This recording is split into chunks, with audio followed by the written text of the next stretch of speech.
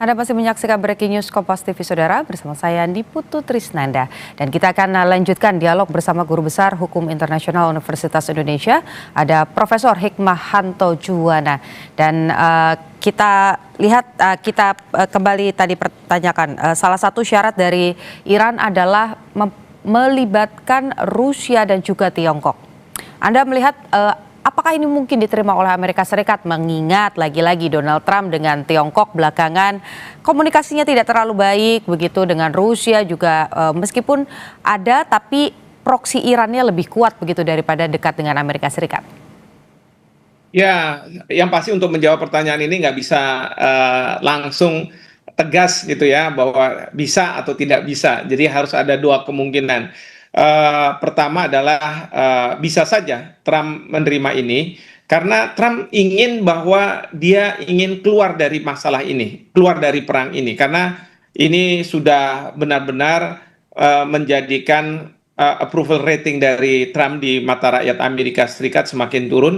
Dan tentu dia tidak ingin berlama-lama karena uang yang dikeluarkan oleh Amerika Serikat untuk menaklukkan Iran ini ternyata tidak kecil, dan sampai hari ini masih belum bisa ditaklukkan. Tidak seperti yang dibayangkan mungkin pada waktu Venezuela diserang, ataupun misalnya serangan terhadap Irak begitu yang mungkin beberapa hari saja. Tapi ini sudah hampir 5 minggu belum juga bisa terselesaikan. Oleh karena itu, kalau misalnya Trump menginginkan bahwa dia harus punya mekanisme atau exit strategi yang bagus, maka dia akan bilang oke, boleh Rusia dan Cina menjadi guarantor, ya, mediator bersama-sama Pakistan. Tapi yang penting adalah menjadi guarantor bahwa bagi Iran tuh mengatakan gini, saya punya itikat baik untuk melakukan perundingan pada waktu kemarin di Islamabad, tapi saya punya distrust.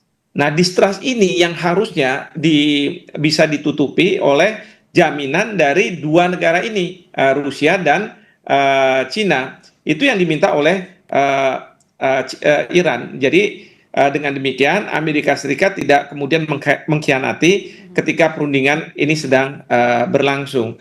Nah, tapi juga saya harus jawab juga, mungkin juga Trump tidak mau dengan apa yang diusulkan oleh Iran ini, karena pertama yang mengusulkan Iran, jadi dia kan punya ego yang sangat tinggi. NPD itu kan seperti itu katanya, ya, nggak mau saya dengar. Pokoknya saya tidak mau terima itu. Dan yang kedua, memang menurut Trump bahwa Rusia sudah punya keberpihakan kepada Iran. Buktinya mereka membocorkan informasi pada waktu perang kemarin di mana pasukan Amerika Serikat berada. Bahkan juga Cina ini yang kapal-kapalnya terlebih dahulu mendapatkan lampu hijau untuk bisa keluar dari Selat Hormuz, yang menurut Iran kan yang bisa keluar adalah temannya. Jadi Amerika Serikat, kamu udah punya teman di sana, saya nggak mau teman kamu ini menjadi guarantor, nanti jangan-jangan dia bias. Nah, kira-kira seperti itu. Kalau misalnya Trump ternyata tidak mau menerima tawaran dari pihak Iran untuk menjadikan Rusia dan Cina terlibat dalam proses perdamaian ini. Oke, tapi pertanyaannya, Prof, pengaruh apa atau suasana berbeda apa yang mungkin bisa terjadi dalam mediasi ketika misalnya Amerika Serikat dan Iran kembali bermediasi ketika Rusia dan Tiongkok ada di dalamnya? Yang pasti dari sisi Iran, dia akan lebih menurunkan apa yang dikehendaki, ya. Jadi dia akan mengatakan bahwa oke, terkait dengan senjata nuklir kita tidak akan mengembangkan, dan kita akan punya komitmen yang tinggi mengenai masalah itu. Meskipun dia akan mengatakan bahwa tapi terkait dengan pengembangan nuklir untuk tujuan damai, mereka minta untuk diberikan kesempatan, bahkan untuk menunjukkan bahwa dia tidak mau mengembangkan senjata nuklir itu. Kan Rusia sudah menawarkan bahwa kalau perlu uranium yang sudah diperkaya oleh Iran, yang sekarang ada di Iran, yang IAEA juga tahu, itu sekarang disimpan aja di Rusia. Dan dia willing, oke, saya simpan di Rusia, dan saya hanya untuk tujuan damai saja, tapi tolong saya diperbolehkan untuk menunjukkan bahwa saya tidak mengembangkan senjata nuklir. Itu kalau isu tentang senjata nuklir, begitu ya. Tapi kalau misalnya isu berkaitan dengan Hezbollah gitu ya, pasti dia akan minta supaya Israel tidak lagi menyerang, tapi dia akan menjanjikan bahwa dia mungkin tentu tidak akan eh, mendanai kalau misalnya Hezbollah atau Houthi Hamas melakukan serangan ke pihak Israel, mungkin seperti itu. Dan itu yang mungkin dari sisi Amerika Serikat akan bisa diterima, dan ini yang akan dikomunikasikan ke Israel bahwa udah pokoknya kamu nggak usah juga melebarkan wilayah kamu apa yang ada sekarang, yang penting adalah Iran tidak lagi mendanai pihak-pihak yang selama ini kamu anggap sebagai teroris untuk menyerang kamu.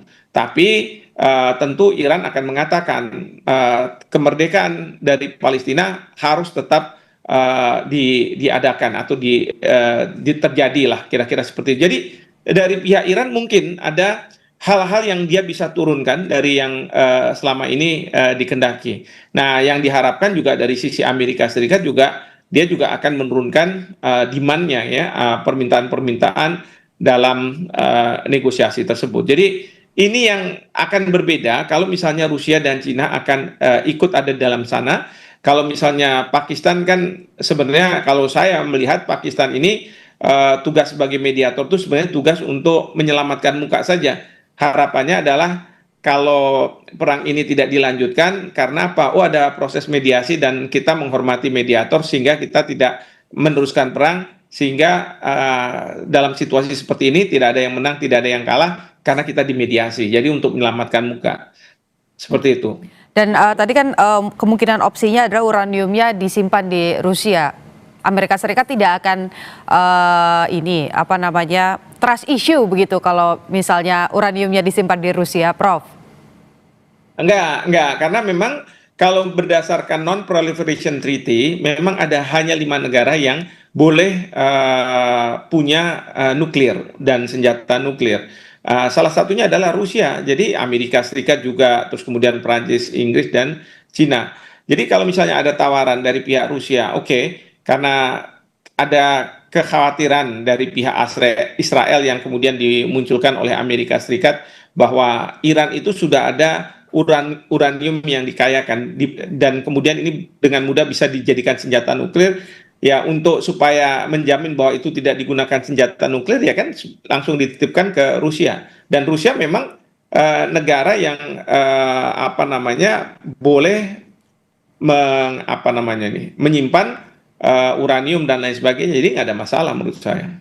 Oke, pertanyaannya kemudian adalah peran dari Tiongkok. Kalau melihat kemarin begitu bahkan ada media internasional begitu ya membuat sebuah cover yang isinya adalah membiarkan your enemy musuhmu melakukan sesuka hatinya begitu ya supaya dia bisa mengambil keuntungan. Dengan covernya adalah Donald Trump dan juga Presiden Tiongkok yaitu Xi Jinping. Anda melihatnya Tiongkok ini akan sejauh apa perannya dalam diskusi atau mediasi nanti antara Amerika Serikat dan juga Iran? Ya, yang pasti kalau Tiongkok itu berkeinginan sekali bahwa terjadi perdamaian, ya, terjadi perdamaian karena apa? Tiongkok itu sangat terpukul dengan minyak yang tidak diperbolehkan Amerika Serikat untuk dijual oleh Venezuela ke Tiongkok, ya. Padahal dia membutuhkan minyak sangat besar, ya, untuk pembangunannya, untuk industrialisasinya, untuk supaya bisa bergeraklah pertumbuhan ekonominya dan lain sebagainya. Nah, yang paling dia tidak inginkan adalah kalau pemerintah Iran itu kemudian ditekuk kedaulatannya oleh Amerika Serikat, lalu akan diperlakukan sama seperti Venezuela. Iran tidak boleh menjual minyaknya ke Cina. Kalau sudah seperti ini kan sama saja ini ada dua kompetitor antara Amerika Serikat dengan Cina yang mereka head to head secara ekonomi. Tapi Amerika Serikat bisa mematikan Tiongkok dengan tidak membolehkan negara-negara yang biasanya memasok minyak besar ke Tiongkok itu tidak melakukannya. Nah, oleh karena itu kepentingan dari Tiongkok selain terjadinya perdamaian memastikan bahwa Iran tidak ditekuk oleh Amerika Serikat, tapi harus muncul sebagai juru damai, kira-kira seperti itu. Dan ini yang ingin dimunculkan oleh Tiongkok kalau misalnya memang diajak oleh pihak Iran menjadi garantor dan kemudian juga bagian dari mediator bagi Amerika Serikat. Jadi ini kepentingan Tiongkok dalam konteks geopolitik yang saat sekarang ini. Mhm. Salah satunya juga bicara soal Tiongkok itu mengenai pembayaran begitu ya di Selat Hormuz ini dengan yuan ataupun juga dengan kripto. Nah, apakah ini adalah kesempatan yang kemudian juga bisa membalikan posisi begitu Tiongkok menjadi lebih besar lagi dan Amerika semakin kecil? Kita akan kembali usai jeda, masih bersama dengan Prof. Hikmahanto.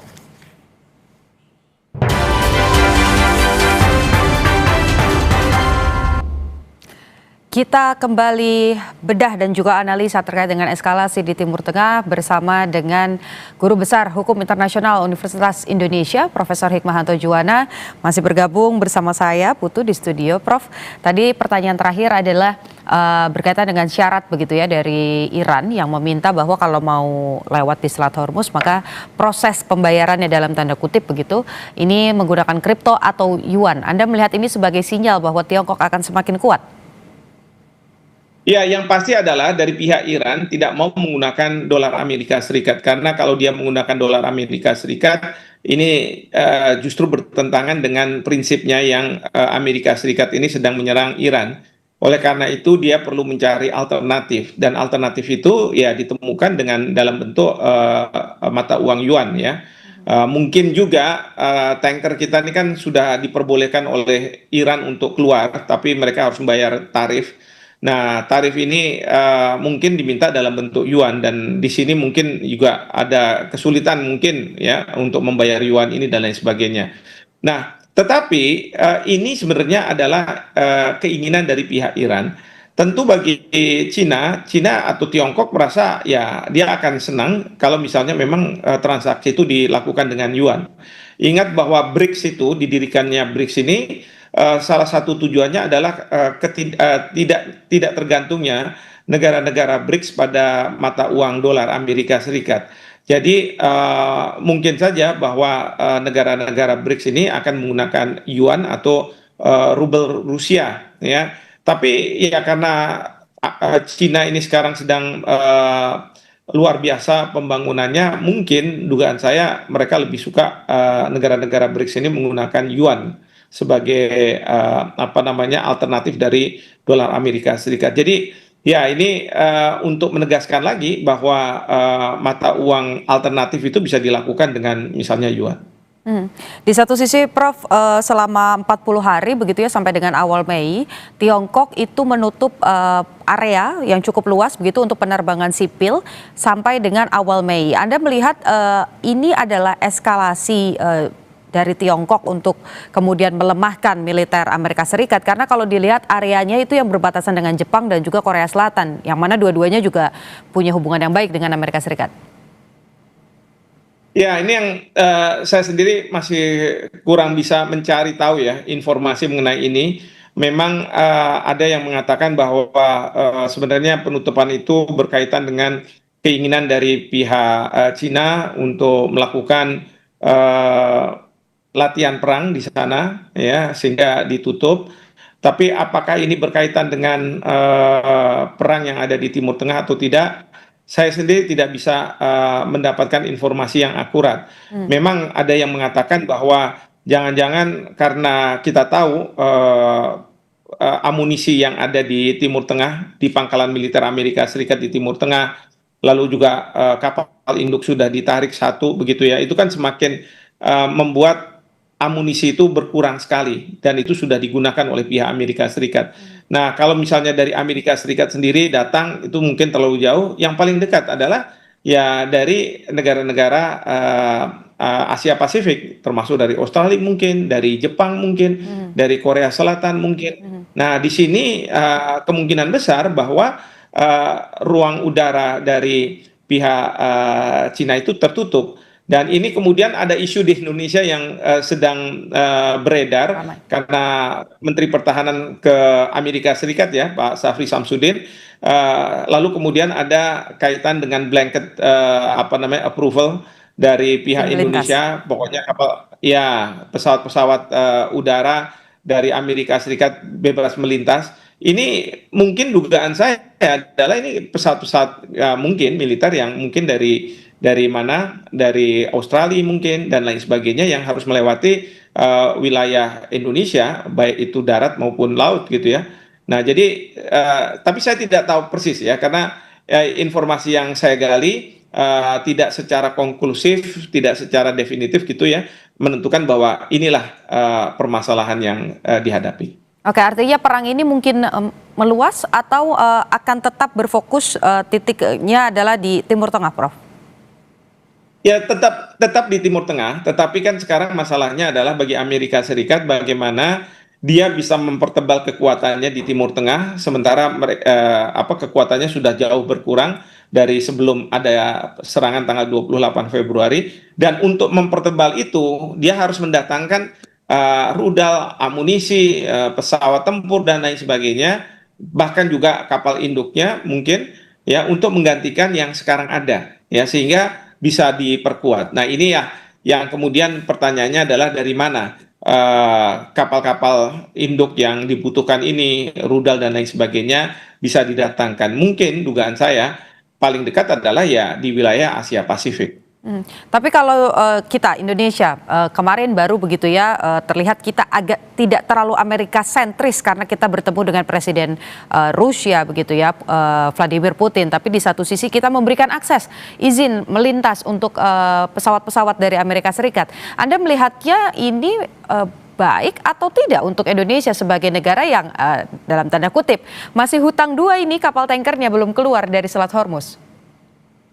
Ya, terkait izin melintas itu ada kalau saya tidak salah keterangan dari Kementerian Pertahanan, juru bicaranya klarifikasi yang mengatakan bahwa ini masih draft, masih belum disetujui sebenarnya. Jadi mudah-mudahan seperti itu ya, memang belum disetujui. Mudah-mudahan tidak disetujui berarti, Prof. Ya, paling tidak jangan disetujui lah. Kalau misalnya seperti ini kan sedang geopolitik sedang sedang Panas. bergolak. Jangan sampai kita dianggap lebih berpihak pada Amerika Serikat daripada Iran karena kita menyetujui hal seperti ini, ya. Dan itu akan meresikokan kepentingan kita, baik itu kapal tanker Pertamina atau dimanapun yang dengan Iran. Kita kan maunya politik luar negeri kita bebas aktif dan kita harus jaga itu. Nah, jadi ini yang saya mohon bahwa jangan kemudian buru-buru dalam konteks sekarang ini kita melakukan itu. Bukannya tidak mungkin dari pihak Amerika Serikat, dia sekarang ini juga sedang mencari teman karena banyak temannya yang meninggalkan dia. Nah, salah satu yang teman yang bisa mungkin diandalkan adalah mungkin Indonesia. Maka dia minta seperti ini. Mungkin, saya tidak tahu ya persisnya. Tetapi pada situasi seperti sekarang ini, baiknya kita tidak melakukan tindakan-tindakan yang memprovokasi pihak yang lawannya lah, kira-kira seperti itu. Jadi itu, sementara kalau misalnya tadi pertanyaannya apa tadi sampai saya lupa, Putu. Jadi intinya adalah kita sebagai Indonesia dengan adanya kemarin sudah bertemu dengan Vladimir Putin begitu ke Rusia, iya, betul. Tapi kemudian memberikan izin, jangan-jangan nanti kita malah dipersulit lagi untuk bisa lewat ke Selat Hormuz begitu, Prof? Iya, nah ini mungkin Bapak Presiden strategi bahwa Indonesia mau menjalankan politik luar negeri yang bebas aktif ya.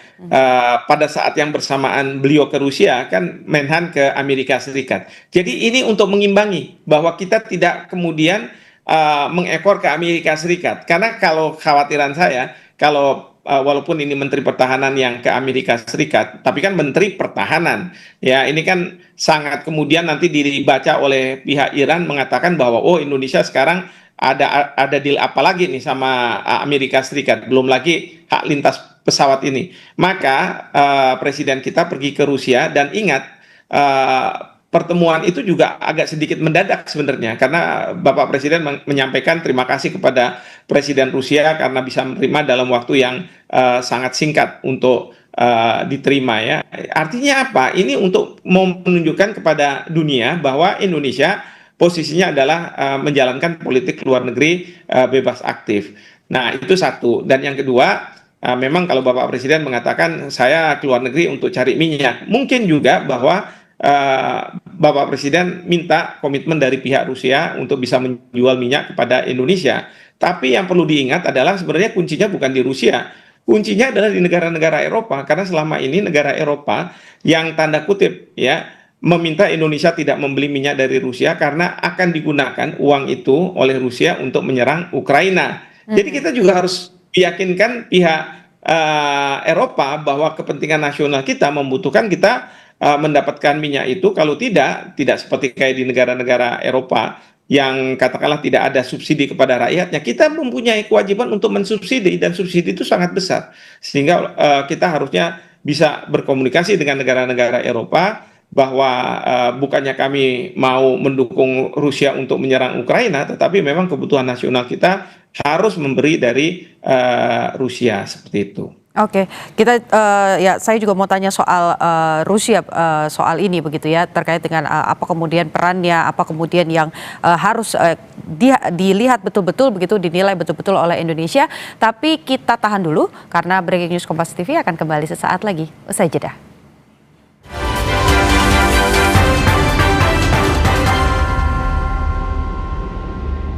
Di panasnya pertandingan, semangat adem harus jadi pegangan. Dengan 100% kemurnian alami, ademnya Aqua alirkan semangat kita. Aqua, ademin kita semua. Baru Posh Roll On Fresh Cool bikin aku segar terus. Sekali roll, Mulberry Mint bikin ketiak cool cepat kering. Rasain 7 kali sensasi kesegaran kayak abis mandi. Mau ketiak fresh and cool? Pakai Posh Roll On Fresh Cool. Make your move now. Live. Pisang. Udah gak sabar makan Oreo ya? Gini caranya makan Oreo. Diputar, dijilat, dicelupin. Menanti waktu rehat di siang hari dengan sejumlah informasi. KPK membenarkan pihaknya melakukan operasi tangkap tangan. KPK juga menyita sejumlah uang dalam mata uang rupiah. Mengikuti sumber berita yang selalu menginspirasi. Kreativitas tanpa batas ini ditunjukkan oleh sekelompok pengrajin ibu-ibu yang ada di kota Makassar. Kompas Siang, setiap hari pukul 11 siang, live di Kompas TV. Didukung oleh upaya mencari solusi dari banyak sisi memerlukan pemikiran, kematangan, dan kebaruan. Dengan kesadaran guna menciptakan perubahan. Bersama saya, Yogi Nugraha, dalam Satu Meja The Forum. ada fakta yang perlu diuji, ada modus operandi yang harus ditelusuri. Mahasiswi melumpuhkan penjamret yang mengambil ponselnya. Hingga terang, benar-benar menemukan jalannya. Karena setiap kebenaran harus diberitakan dengan terang benderang. Kami akan terus menggelar perkara setiap pekannya dengan lengkap dan mendalam. Gelar perkara setiap Sabtu pukul 6 petang live di Kompas TV.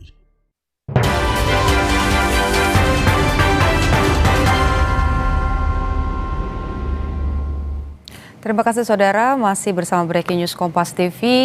Terkait dengan eskalasi yang terjadi di Timur Tengah, kita akan pantau dan juga diskusikan kira-kira apa yang harus diwanti-wanti sama Indonesia supaya tidak salah langkah dan malah berakibat buruk pada kondisi di dalam negeri. Kita lanjutkan dialog bersama Guru Besar Hukum Internasional Universitas Indonesia.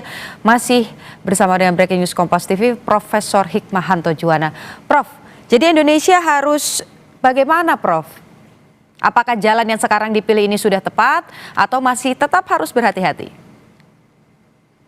Ya, yang pasti kita harus terus berhati-hati ya. Kita tentu tidak mau dalam situasi geopolitik saat ini oleh Iran maupun Amerika Serikat kita lebih berpihak ke salah satu ya. Karena kita tahu Trump itu ketika misalnya Inggris sekarang aja dengan blokade yang dilakukan oleh Amerika Serikat ini mereka tidak setuju. Mereka tegas. Spanyol tegas. Itu Amerika Serikat sangat tidak suka dengan mohon maaf bukan Amerika Serikat tapi Trump sangat tidak suka dengan perilaku dari Perdana Menteri Inggris, Perdana Menteri Spanyol gitu ya, dan melecehkan termasuk juga Presiden Prancis. Nah, tentu kita harus juga dalam posisi yang kita harus hati-hati ya. Tapi kalau misalnya Presiden Trump terus kemudian harus merendahkan martabat dari presiden kita, ya tentu kita marah, kita tidak mau ya.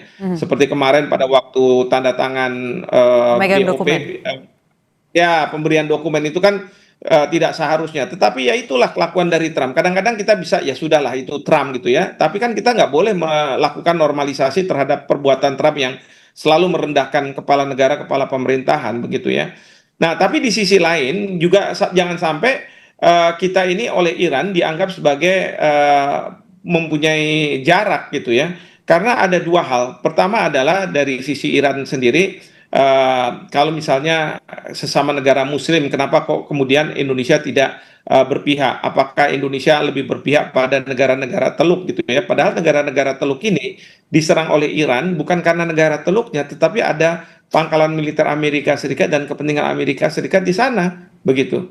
Nah, itu satu. Dan yang kedua, yang pemerintah harus hati-hati adalah bagaimana konstituen kita di Indonesia ya bereaksi. Kalau misalnya kita terlalu dekat dengan Amerika Serikat dan kemudian agak jauh dengan Iran, itu akan ada permasalahan besar pemerintah kita. Itu yang harus juga dijaga. Jangan sampai ada perang di Timur Tengah, tetapi dampak yang luar biasa adanya di Indonesia, di mana antara pemerintah dengan konstituennya sama rakyatnya itu yang bermasalah. Jadi ini yang harus kita, dalam kutip tadi yang saya katakan, kita harus hati-hati ya, jangan kemudian mengatakan ya sudah begini saja sudah aman dan lain sebagainya. Dan saya sangat mohon sekali ya, Kementerian Luar Negeri ini harusnya bersuara, harusnya melakukan banyak hal.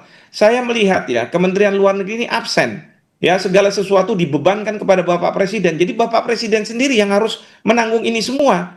Dan menurut saya tidak pantas. Ya, harusnya Kementerian Luar Negeri itu ada Menlu, ada 3 Wamenlu, ada Dirjen-Dirjen dan lain sebagainya. Masa sih tidak bisa memikirkan yang terbaik bagi Indonesia? Posisi kita gimana? Briefing kepada Bapak Presiden. Apa yang kita harus ambil? Ya, bahkan perwakilan-perwakilan kita memberikan informasi-informasi terhadap bagaimana sikap dari negara-negara masing-masing di sana terkait dengan perang di Timur Tengah ini. Laporkan ke Kementerian Luar Negeri, biar Kementerian Luar Negeri nanti mengolah ya, dan kemudian menyampaikan kepada Bapak Presiden. Jangan yang muncul itu, mohon maaf ya, mereka-mereka yang dari KSP yang tujuannya adalah berdebat dengan para pengamat aja, seolah-olah pengamat ini udah salah aja. Itu yang nggak benar menurut saya. Itu yang membuat rakyat jadi marah begitu. Biarkan pengamat itu berbicara, mau benar mau tidak ya sudah. Tetapi yang penting adalah Kementerian Luar Negeri bergerak, dan kemudian kalau perlu justru dari Kementerian Luar Negeri yang menyampaikan kepada publik, karena Kementerian Luar Negeri bukan KSP yang membuat kebijakan. Seperti itu. Oke, artinya Anda berharap Kementerian Luar Negeri begitu, baik itu menterinya, wakil menterinya, ini bisa berperan aktif melakukan peran diplomasi ke luar negeri dan juga ke beberapa negara tadi, supaya kita tetap bisa bebas aktif, tapi kita juga tetap diuntungkan sebagai satu negara. Betul, betul sekali. Dan bantu Bapak Presiden, karena Bapak Presiden nggak mungkin sendirian memikirkan ini semua. Ya, harus memikirkan isu-isu geopolitik, belum lagi di ASEAN, bagaimana hubungan dengan Amerika Serikat, Rusia, Cina, dan lain sebagainya. Dan Kementerian Luar Negeri banyak kok orang yang pandai, yang pintar. Kenapa kok mereka sekarang pada diam semua begitu ya? Yang saya sangat sayangkan. Saya yakin kalau misalnya beliau-beliau yang di Kementerian Luar Negeri ini bisa bersuara, bisa menyampaikan, wah sangat luar biasa. Saya yakin itu. Tapi kalau misalnya seperti sekarang, kita tidak pernah melihat menyampaikan policy, kebijakan aja tidak. Paling kalau misalnya juru bicara Kemenlu bicara soal apa? Bicara soal perlindungan terhadap warga negara kita, perlindungan terhadap pasukan kita yang ada di PBB. Cuman itu saja. Bagaimana tentang kebijakan-kebijakan besar? Padahal ada dirjen yang mengurusi masalah multilateral, ada dirjen yang mengurusi Asia Pasifik, Amerika dan Eropa, dirjen yang mengurusi Asia Pasifik dan seterusnya dan seterusnya. Ini semua kan harusnya ada. Ya, jadi jangan sampai nanti Bapak Presiden kelihatannya kok beliau sendiri yang berpikir. Tidak ada ini partisipasi dari Kementerian Luar Negeri begitu. Oke, jadi singkat Prof, artinya Anda berharap Kementerian Luar Negeri ini bukan hanya bekerja di bawah, di belakang layar begitu ya, tidak terlihat, tapi menyampaikan spesifik di depan layar begitu ya Prof? Betul, dan nggak boleh memperlakukan ini semua sebagai business as usual. Jadi sibuk dengan urusan yang selama ini ya menjadi urusannya, tetapi harus sensitif terhadap setiap perkembangan dan lain sebagainya. Saya sebagai pengamat tiap malam saya harus bangun pagi hari dan lain sebagainya untuk melihat ada pergerakan-pergerakan. Karena Presiden Trump ini dengan social truth-nya itu dia bisa menyampaikan apa yang menjadi kebijakan pagi ini dan lain sebagainya. Kita juga kadang-kadang terkaget-kaget seperti itu. Oke, baik. Indonesia tetap harus berhati-hati khususnya untuk menjaga ketersediaan energi di dalam negeri, ekonomi di dalam negeri, supaya kita juga tidak memicu adanya konflik horizontal, dan peran dari Kementerian Luar Negeri ini betul-betul dinantikan begitu ya Prof ya. Kita harapkan ada peran yang lebih signifikan lagi dan ditunjukkan kepada publik supaya publik juga lebih tenang. Terima kasih sudah bersama dengan Breaking News Kompas TV pagi hari ini sampai siang hari bahkan.